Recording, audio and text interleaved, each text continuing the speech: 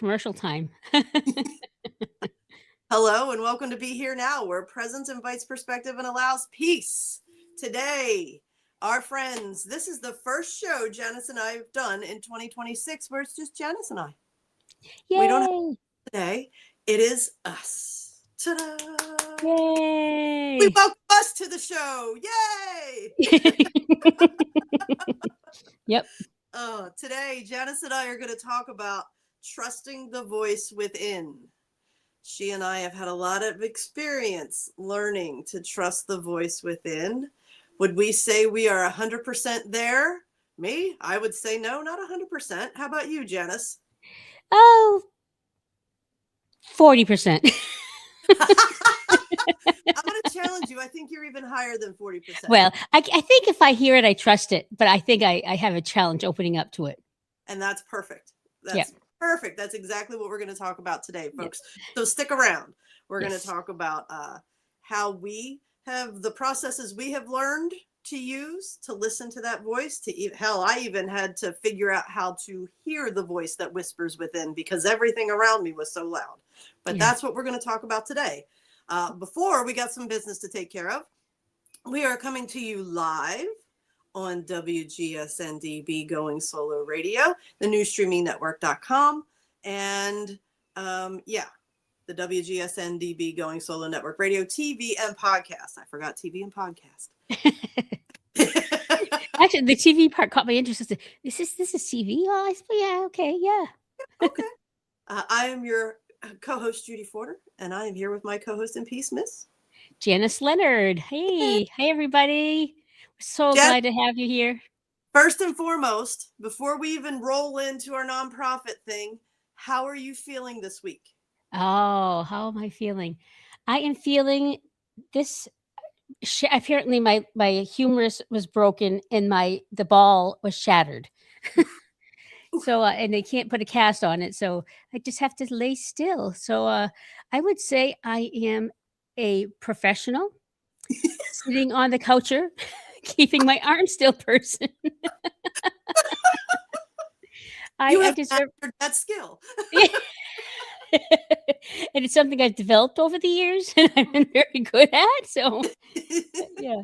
It is serving you. It's very much. It's pretty painful a lot of times, but not if I don't move. So here we go. Yeah, and the goal is to avoid that nasty surgery. So that's what you need to do right now. Yep. Yes, absolutely. Or preserve enough shoulders so that I'll be okay to move perfectly later on.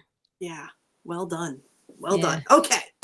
All right. Yeah. I didn't mean to interrupt your flow, but I mean, I wanted to know in the pregame was, how are you feeling? Oh, thanks. Funny, I don't know if any of you guys did this, but I put my own pains and complaints, always push them aside. No one wants to hear that. And so it's nice to be asked. Thank you. Of course.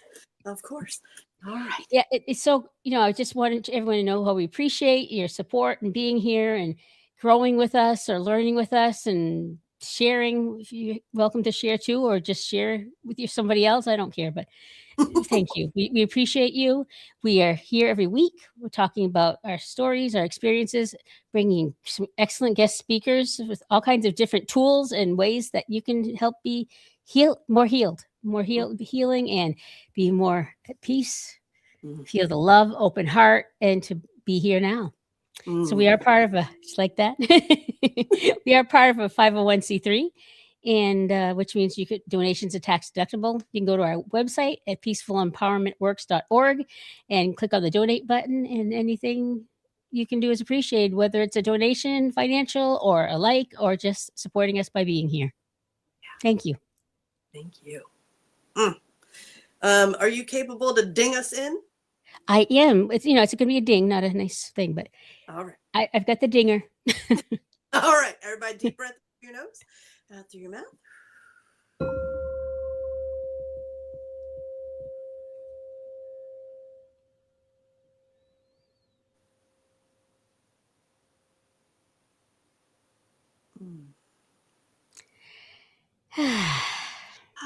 Lovely. Janice and I were doing a lot of catching up in the pregame because we've had guests every week since the new year, which has been lovely. but we had some catching up to do. Yeah. And it's interesting because, when you're like in crisis, you go to the freeze place. I do. Mm-hmm. And so I just kind of been shut down, and just that talk with you, I just feel opened up again. Like my heart's open again, and I'm Excellent. here, and it feels great. And it's easy to just go back to that shutdown place. Yeah. Thank you. Hey, my pleasure. It's an honor. But I'm hearing that we need to make a point out of you shutting down now is very different. We even did a whole show about it Yeah. than you shutting down in the past. True. Shutting down in the past was complete numb. You didn't feel anything. You didn't want to deal with anything.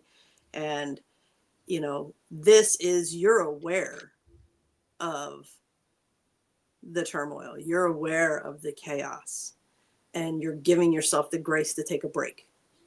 Yes, I'm trying. Yes, I am mostly successful. Yeah. That's very different from checking out of life. Yeah. And Okay. it's like, there is a message for me, because I've had this bad shoulder for years, Mm-hmm. and it's very painful all the time, but I just adapted, never did anything about it. But then when this one like snapped and I ended up having to have surgery on it, I was like, okay, but at least I still had use of my right arm pretty much. And now I don't have my right arm. So it's like messages, okay, we got more work to do. Now it's going to be your right arm, because I'm extremely right-handed, and I feel, unable to use my left hand. And one of the things yes, one of the things I try to do to shut down is I'm watching TV or whatever, but I also like do a on my iPad, a game or something, or a puzzle, or something, or a coloring thing, and I can't do it with my left arm. And so it's like, okay, you challenge me some more. So now I have to sit here and not be so distracted, and to be present. And yeah, so I don't know if that's the path. Well, it's interesting because in the pregame, it kept coming up that it's time for Janice to practice and allow herself to color with her left hand. We have a perfectionist within there that needs to be released and exercised. That's true. And then that's the thing, is it's like black and white. Either I'm empowered and healthy and wise, or I'm worthless and no good. So there's all that stuff in the middle that I got to keep working. And no, that's where we all live. We all live in the gray. So let's be kind. I don't have to be perfectly healthy or wise, enlightened, or color in the lines. I don't think we were born to color in the lines, Janice. You didn't know my father, did you? I had a wonderful father, but he was a perfectionist. And even, like his handwriting was beautiful. And my sister's handwriting is beautiful. Mine's not. And I was like, apparently when my sister was learning how to write, my father would practice with her for hours on her handwriting. So she has this beautiful handwriting. I was the last of four, so he was sick of it by the time I came around, fortunately, I think. But yeah, my handwriting, no. No. Mine is all a combination of capital letters and small letters, and some of it's cursive, some of it's print. It's a mess.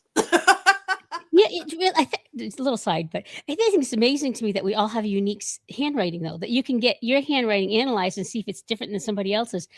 What incredible, innumerable differences and things. That just struck me. Okay. Very subtle as a flowy stroke. Is there a break? Yeah, it is pretty. Yeah. Okay. See, we're all unique, from our fingerprints to our writing. That's right. That's right. And if I wrote like my sister or father, I wouldn't be unique, would I? Exactly. He was a perfectionist. I love him dearly. Really, he was good dad. Loved me very much, but gave me that. Yeah. I had this concert my senior year, because I played clarinet all through school, and it was my senior pops. I was extremely shy and insecure.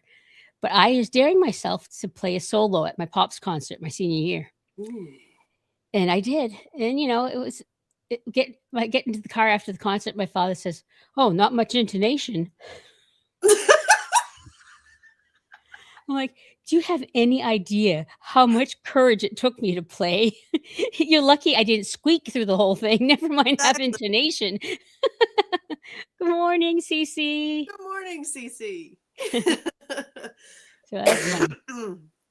See, and it's that perfectionist in there that Yeah, won't let you. It's not that you can't color with your left hand. yeah, That perfectionist won't let you. So yeah, that's why I was hearing you need to exercise that. yeah. Because like, my sister, oh, she's a great of course, she's beautiful handwriting. She's a great arts and crafts person, she sings great, she plays a guitar, and I never tried those things. Mm, Because, of course, when you start, you're terrible, you're not good, right. and therefore, it took years before I tried sewing even. I mean, Mm. she made a wedding dress for someone, she made my wedding dress. I mean, that's the kind of seamstress she is. Uh-huh. Hmm. I think that leads perfectly into our topic for today. Trusting the Ooh, within. yeah, Trusting the voice within. yeah. Okay, so this is actually from one of our previous shows, and this is my go-to. It's a little poem that I found early on in my journey, and when I was being encouraged by my teachers to trust that voice that whispers within, and it just brings me back to center. So there is a voice inside of you that whispers all day long. I feel that this is right for me. I know that this is wrong. No preacher, teacher, parent, friend, or wise man can decide what's right for you. Just listen to the voice that speaks inside. Wow. Yeah. Now, in the beginning, I had a lot of voices speaking inside. And the ones that were the loudest were the ones that kept telling me I can't or don't even try. So that's why I felt like this was the perfect segue. You were saying I wouldn't even try those things because my sister was already so great at them. Yeah. So in that, you don't, we limit, we put ourselves in these boxes because of all the rules we make for ourselves. I can't possibly try sewing because my sister's so much better at it. And we've talked about my sister Laura, who's crafty. We've had our friend Laurie on the show, who's very crafty. And that is why they created Crappy Craft Night. So I felt like I could come and hang out. Oh, that's nice. But it's very much the same thing. Like, I wouldn't even try to do those Zentangles because I'm horrible at it anyway. Well, Yeah, that's a bunch of crap. yeah, yeah. It's funny, I think the mandalas, the coloring, painting in the mandalas, Mm-hmm. I because also it was is about being, as perfect as you can in the lines, but I noticed it didn't matter if you weren't perfect because then you could, do things and fix it up, and that made me feel like kind of started to feel like maybe it was okay. It was okay to try and not be perfect. So that Yeah. that was a little bit of a healing thing for me. Yes. Beautiful. And one of the first things we need to do is learn how to quiet the external noise Mm, and the internal noise, because we've talked about the bully and the critic and all these archetypes that we carry within us. yeah, you know the ego is constantly, for me, the ego was always the loudest, and I didn't know there was something different. I right. just thought that voice in there that was constantly beating me up and telling me no and don't try those things, oh, be afraid, and things like that was the only voice I had. Yeah, So it wasn't until I learned to quiet the external and the internal that I was able to start hearing that voice that whispers. yeah, because that voice you were hearing, that's not your internal voice. That's is the critic. That's your it's Yeah, your ego. yeah, it's what we've been conditioned to believe, whether it was what we were told or what we saw. You know, um, we've touched on weight issues, body image issues, and all those kind of things. And it wasn't what was said to me necessarily, but it was watching my mother, who had terrible body image issues, and how she spoke of her body. And when I was put on a diet, and, at 8 or 9, and all those things, because she would talk about being fat, weak, and vulnerable, then I must be. If Yeah, I'm put on a diet too, then I am fat, weak, and vulnerable. yeah, And then you start to build your defenses around that, so it's not triggered, because it hurts when it's triggered. Yeah. Then we build these walls so we don't feel the bad, but we also block out the good. It's true. So true. So it's, sometimes it was my mother's voice, and not directed at me, but listening to her talk about herself. That was such an issue, and learning to quiet the chaos on the outside and the chaos on the inside. Oh, yeah. What were some of the things that helped you quiet your world so that you could start to hear? It's interesting. Well, I think my voice, I always think of, it's my stepmother's, which, but I think I've gotten a little bit bigger. Okay, the short answer. It was my stepmother's. And I don't even know if she said these things or if it was implied or what. But like, I would hear, okay, for me, I would hear, you're worthless, good. And then also she would judge other people. Like if we're talking about the weight thing, she would, look at that little fatty over there. Or, she'd make comments. And so I really grew up thinking, people are judging me, looking at me, I'm a little fatty over there, so it's those voices for me. Well, one level is just that the things that were said and you grow up with, and you think that's how you're supposed to think. And that's how it is. Right. And then one day, I think I started to meet people who looked at me and didn't see a fat person. And I was like, that can't be true. I didn't believe it, but then there's a few people I believed it. Okay. And I was like, well, you know what? Maybe not everybody just looks at me and say, oh, there's a little fatty, And so I guess it starts just a little bit like that, is you have to start thinking that it's not that.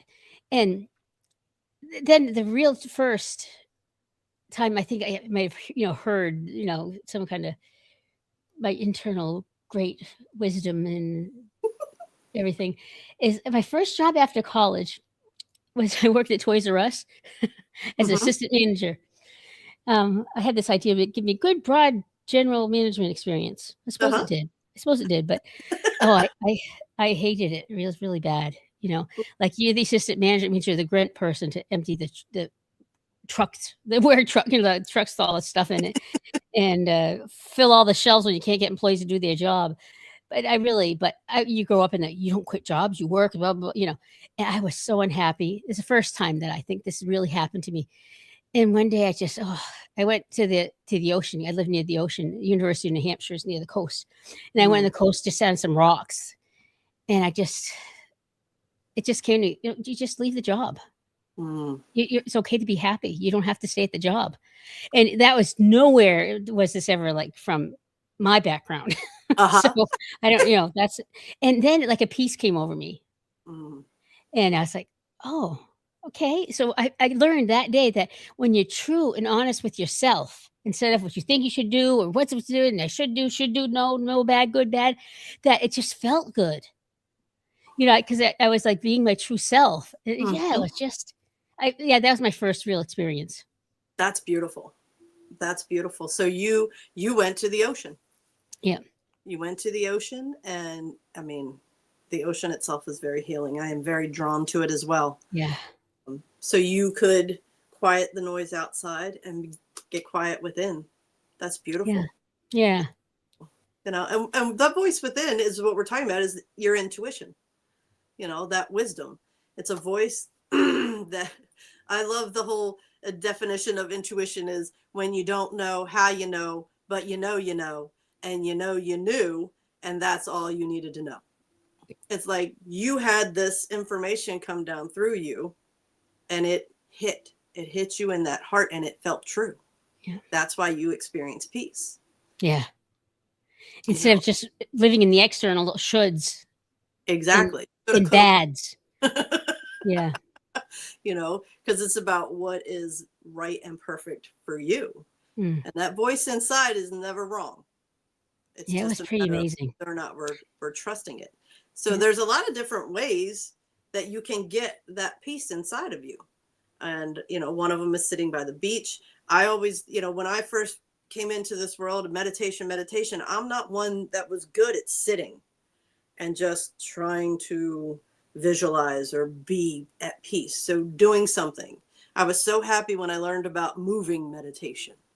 Walking is a form of meditation. Doing the dishes, cutting the grass, something where you're not locked into having to use a lot of mental logic and processes, where you can lose yourself in the coloring, just like we were talking about earlier. We have a whole list, different ways to meditate. Cooking, solving puzzles, listening to music. Mandala coloring is on the list. Yeah. Gardening, knitting, crocheting, making your quilts, aromatherapy. Zentangle. Don't forget Zentangle. I got all my supplies now. I just can't do it because of my right arm. But I can't wait till I can use my right arm again. Left. Oh, you're going to challenge me to use my left, aren't you? Yes. You know, reading, deep breathing, skipping stones, doing crafts, Tai Chi, yoga, you know, writing. And it's really important. You know, people are always like, can I speak it into my phone? Can I type it? And yes, that's all fine, but it means more. The connection is deeper when you handwrite things. So handwriting, journaling, people are always like, journaling, organizing your kitchen, watching. It's funny when I feel something brewing inside of me, like I feel like I'm going to cry, but I can't. I'll intentionally watch a movie that makes me cry because it opens that door. And it allows, tears are very cleansing and clearing. Burning a candle. I love fire. Sitting in front of a fire, whether it be a single flame or the fire pit. Yeah. You know, anything where you can engage in rock painting, creative visualization, using your imagination. Listening to details is one of them. Would you say? Hand drumming. Hand drumming, absolutely. Light exercise, music. I love music. Tea ceremony, okay. Stretching, taking photos, being out in nature, just sitting out there and allowing yourself to listen to the birds and the trees and the wind. You have a very beautiful property that you live on. Diamond art. I don't know what that is, Cece. Do you know what diamond art is? You're muted. I can't hear you. Oh, yeah. We got a message from Cece saying I do diamond art, and I did try that. That's cool. Thank you, Cece. What is diamond? I didn't have the patience. What is it? It's like you got a little design, and I think this is what she's talking about because I tried it. Is it like you take these little, I'll call them beads, but they're not. They're like crystals, whatever. I don't know.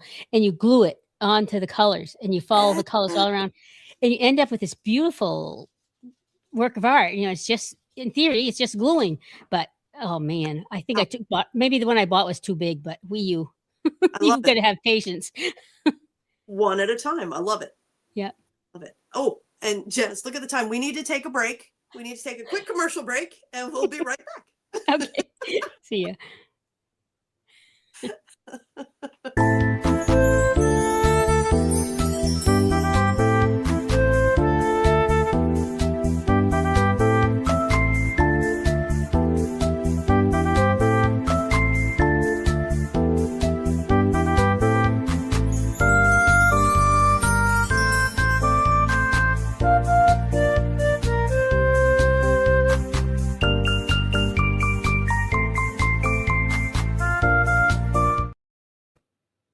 Hey, I was just thinking about the diamond art is you have to be totally present and good.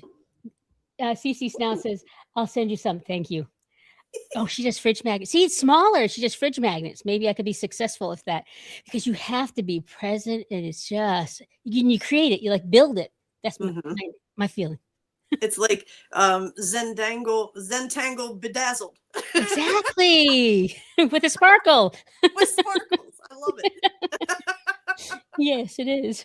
And if there's anybody else out there watching, share with us how you get to that quiet place inside. Because we'd love to know. And then once you start hearing it, now it's about trusting it. Yeah. Now it's about trusting it. And I was very fortunate when I started this journey that I had two core teachers that one of the very first things they taught was the only thing you can trust in the world is you. So trust that inner voice. Energy never lies, and trust the inner voice. You had a school teacher teach you that? No. Oh, okay. When I started this spiritual journey, when I started to, The life funny, teacher. even when I call it spiritual journey anymore, it's like when I started to learn how to get my head out of my ass.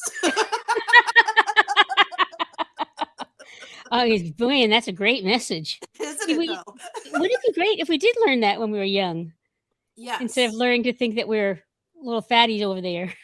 Yeah, and that everybody in the external knows us better than we know us, and that's where the disconnect happened. Yeah. So the journey of reconnection, I had that foundation of trust that voice inside. If it's telling you something's off, pay attention.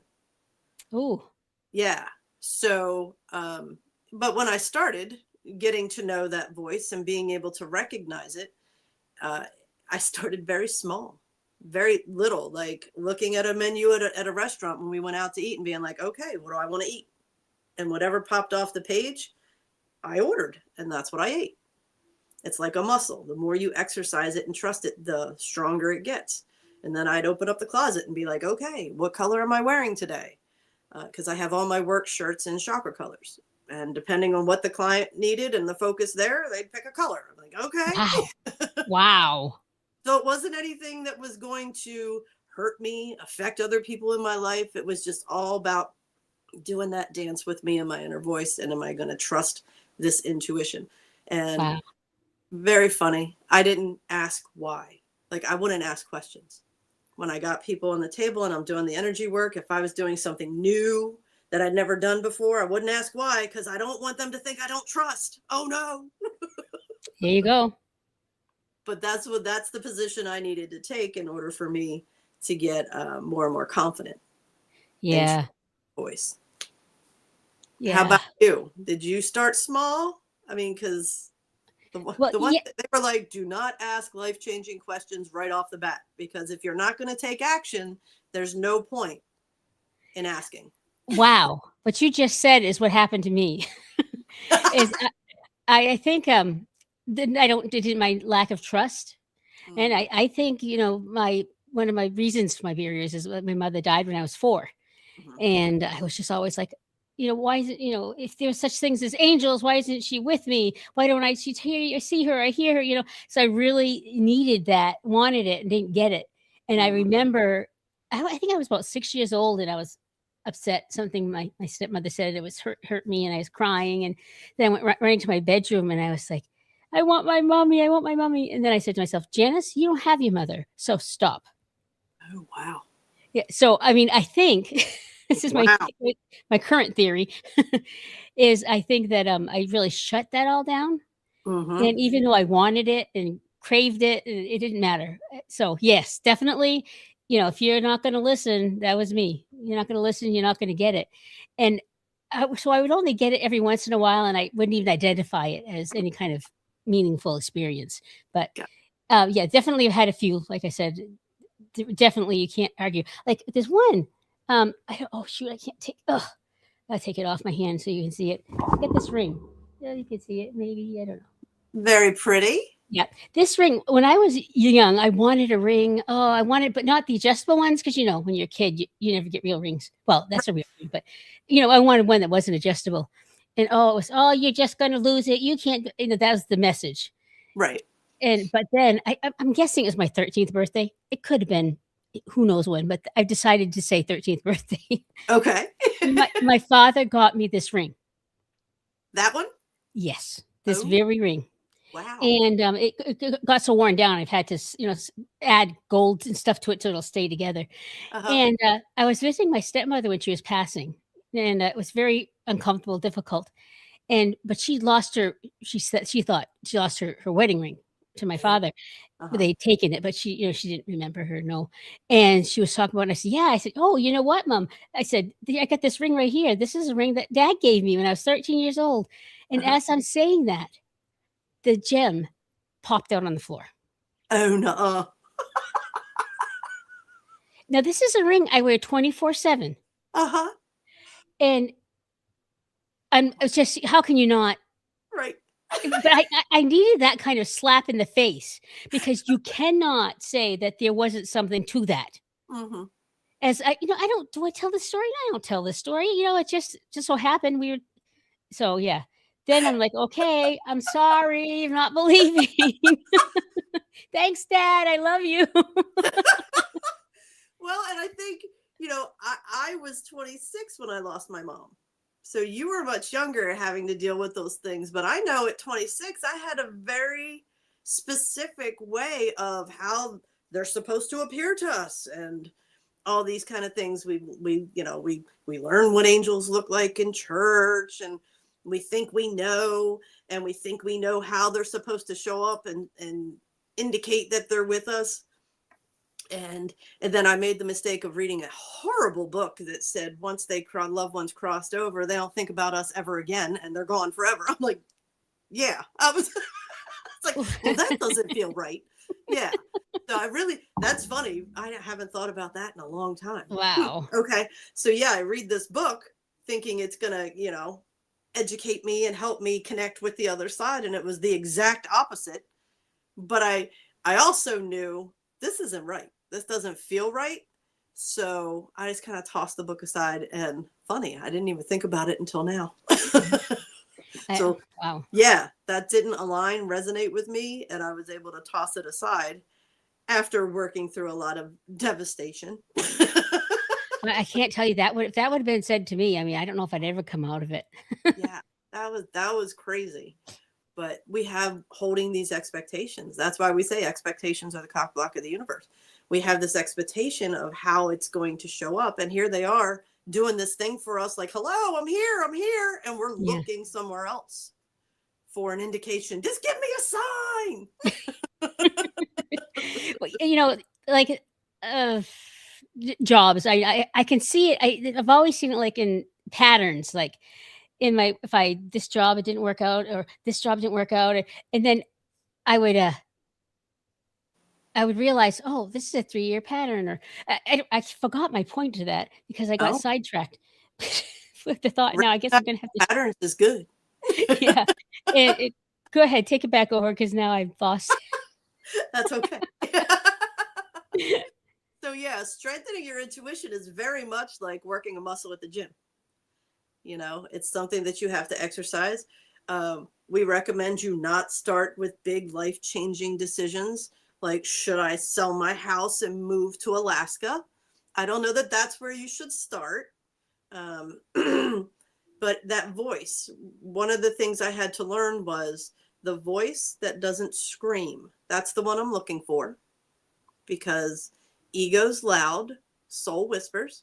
That's what I've learned. And if it doesn't uplift, encourage, support, be kind, and respectful, then that's not the intuitive voice. That's not the soul talking to you. And one of the things I used to do is, when I first started out, is I would put, pluses, minuses, and, go through like it was something I was thinking of doing Uh-huh. or whatever. Ooh. But yeah, it helped me concretely do that because it very clearly could find what I should do. But yeah, Uh-huh. that's the head, not the heart. But Right. then when I tried to move to the heart, it was more of a when I talked about it or thought about it, what did I feel? Did I Mm-hmm. feel tension? I think that's fear making me think that. Okay, I don't think this is motivated by goodness, my true self. I think it's fear. Okay, so what's this feel? And when I thought something and I didn't feel that anxiousness, Uh-huh. I was like, okay, so maybe that's the one. That's perfect. That's perfect. And it's not that soul isn't truthful. Soul is always going to tell you the truth. Always. But it's delivered in an energy of neutrality and love. There is no judgment from the soul. There's no shaming, there's no blaming, there's no name calling. It's just pure love, support, Mm. guidance, kindness, respect. And when we live in a world that doesn't show those basic things, it's very easy to get caught up in the fact that, well, ego is just the way it is. Feeling shame about whatever is just the way life is. Yeah. I think too that when you don't feel at peace or okay with your beliefs and views, you do, or it's easier to, or you maybe automatically do. I don't know. Get caught up in the external chaos Yes. because if you're not feeling peace, you want to. You can be with people who don't feel peace too. Who are just running around and scared and fear, and it's hard to avoid getting caught up in that. You really have to be centered in the who you are and what's right and what's wrong and what's good best for you. Yeah, absolutely. Absolutely. And I feel like so many of us have been in that state of chaos, survival mode for so long that we don't even remember. That was my thing. I didn't remember what it felt like to be hopeful. I didn't remember what it felt like to experience peace. And even when I started to experience peace, I was so mind fucking myself to, that's not peace. What's wrong? There has to be something wrong. Something's wrong. I'm not working on something. I'm not doing this. I'm not doing that. Yeah. What is this? And then it was like, oh, wait, I think this is what peace feels like. Yeah.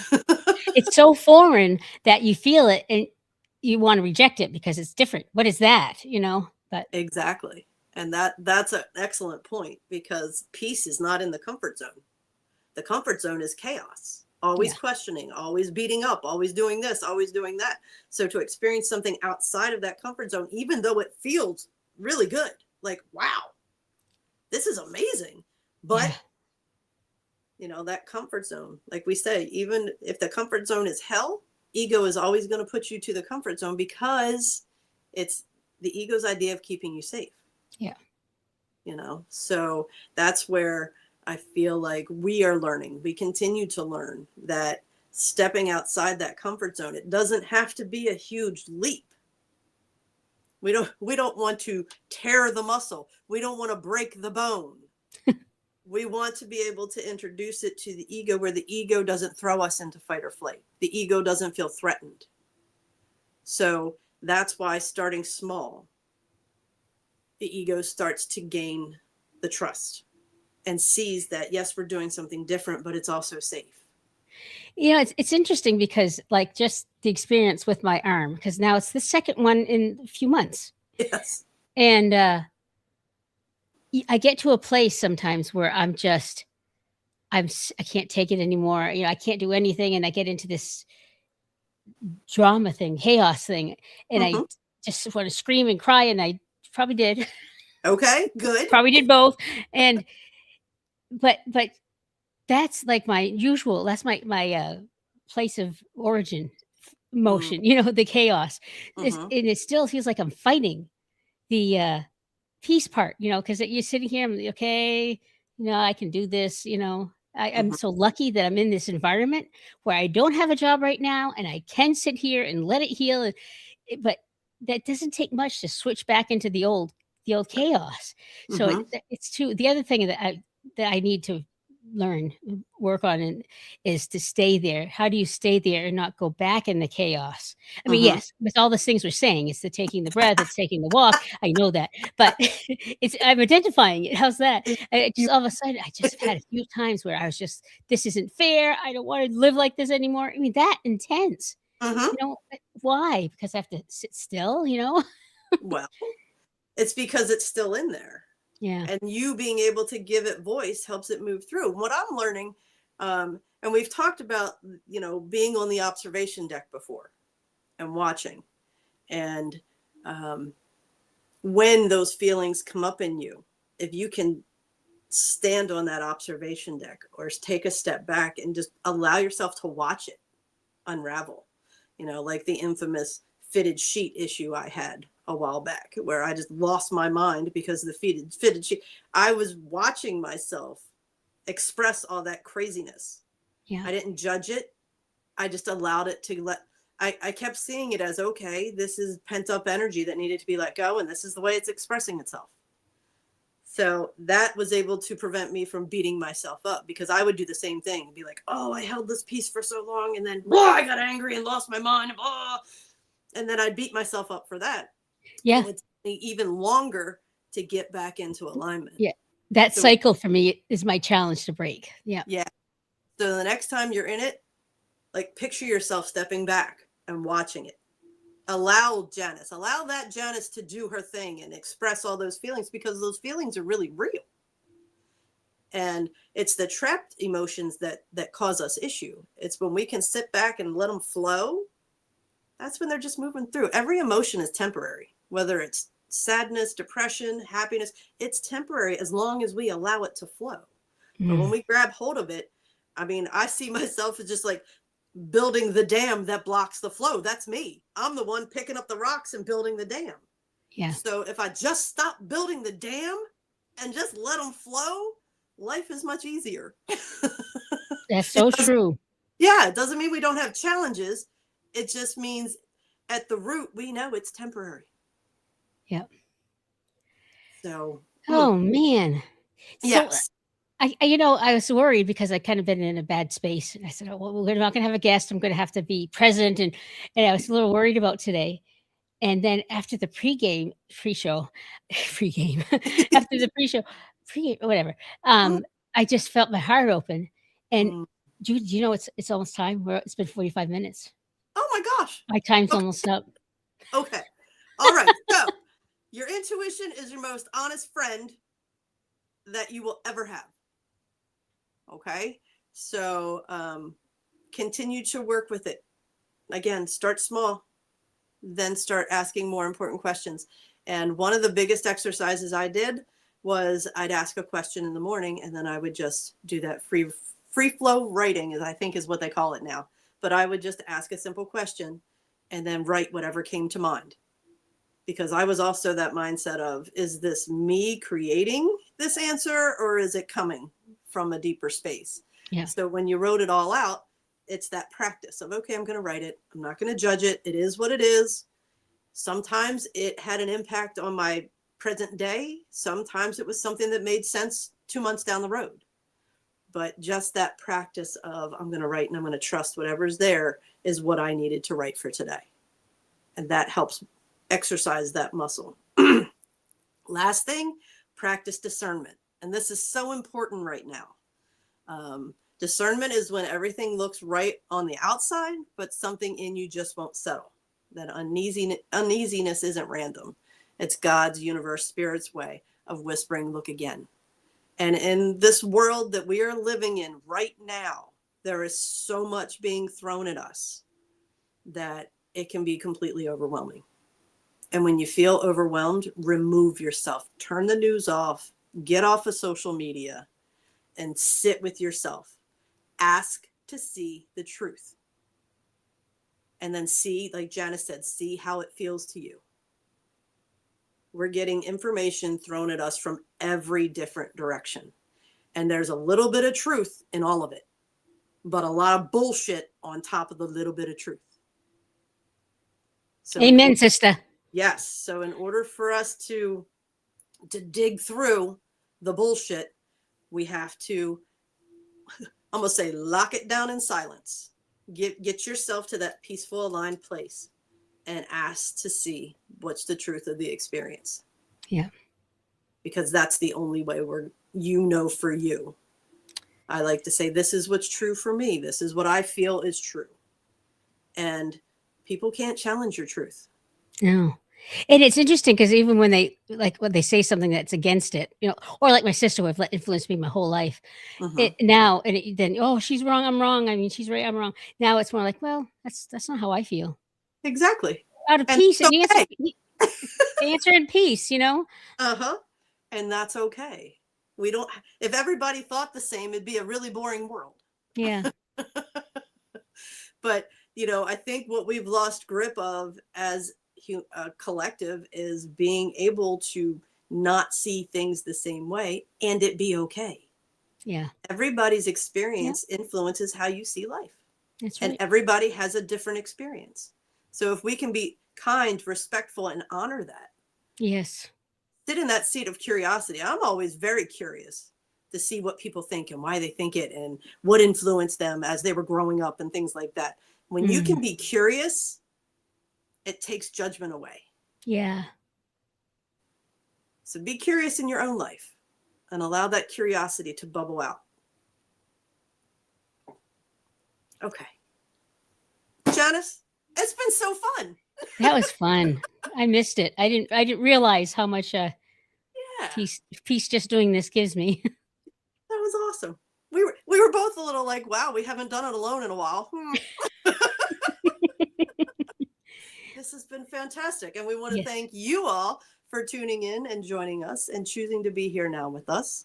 Please always remember, you are not alone. And don't ever forget, you are awesome. We'll see you next time. Bye. Thank you, everybody. Thanks for your support and